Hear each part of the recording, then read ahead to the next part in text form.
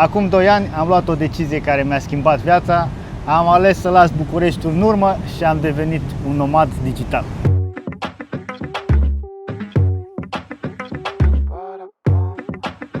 Okay, let's set the roof on fire. Step by step, raise the whole room higher.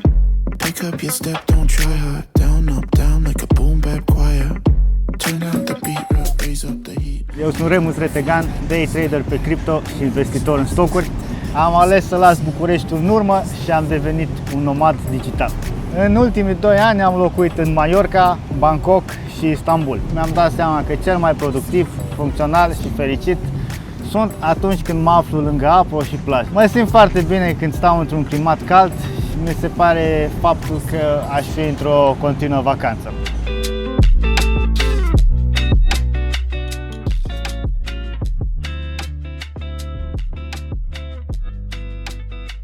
Momentan mă aflu în Da Nang, un oraș din Vietnam. În penultima mea locație, Istanbul, eram pregătit să mă mut în Koh Samui, o locație din Thailanda în care anul trecut am stat 2 săptămâni în vacanță. Mai mulți vloggeri spuneau că Thailanda nu mai e același lucru care a fost odată și că majoritatea expaților sau nomazilor digitali preferă să se mute în Vietnam. Atunci mi-am adus aminte că am 2 prieteni care locuiesc în Vietnam. Unul dintre aceștia locuia în momentul de față în Da Nang. L-am sunat, iar acesta mi-a spus clar că sigur îmi va plăcea mai mult Da Nang, că acesta are un vibe de oraș și că se întâmplă mai multă acțiune.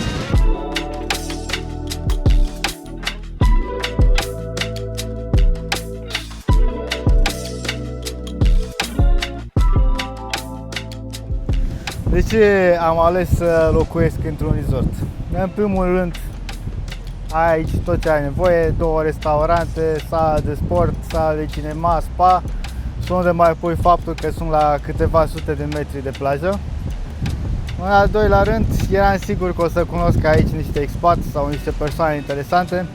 Cea mai interesantă persoană pe care am întâlnit-o este un jucător de poker, un adevărat grandmaster cu care m-am împrietenit la scurt timp și avem multe discuții despre risk management și cât de apropiat este acest lucru în ambele dintre meseriile noastre. Iar în al treilea rând, bineînțeles, concierjul, orice problemă pe care o am se rezolvă imediat sau în decurs de o zi. Și e foarte important ca odată ce te muți într-o țară în care nu ai un grup sau știi puține persoane, să fie cineva acolo mereu alături de tine.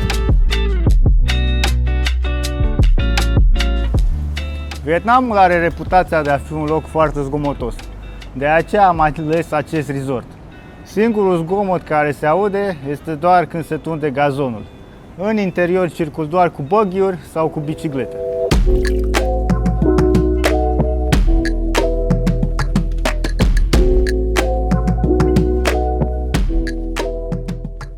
Întreaga proprietate are 400 de metri pătrați, din care vila 200 de metri. Vila are un etaj, 2 dormitoare, o curte mare și o piscină. Ca și design, nu pot să spun că e designul meu preferat, dar e perfect funcțional pentru stilul meu de viață.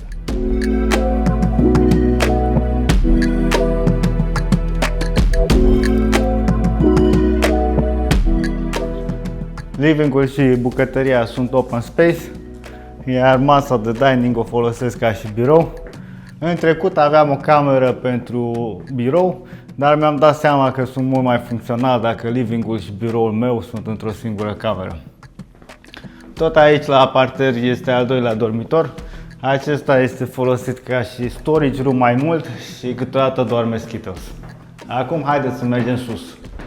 Sus avem un coridor mare, apoi dressing-ul. Este un pic dezordine, ne-am întors din vacanță acum 2 zile. Este și o a doua cameră pe care o folosesc rar, plus balconul.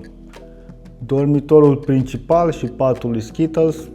Ca orice trader, pun foarte mult accent pe somn, de aceea am perderele blackout.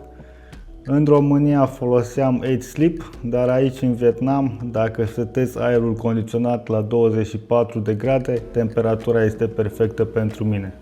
Baia și cada, pe care sincer nu am folosit-o niciodată. Vila mai are o cameră pentru rufe și o bucătărie separată pentru șef. Este important pentru mine să nu auzi zgomotul din bucătărie atunci când se gătește. Acum, partea mea preferată din vilă, curtea din spate, unde este piscina și foișorul.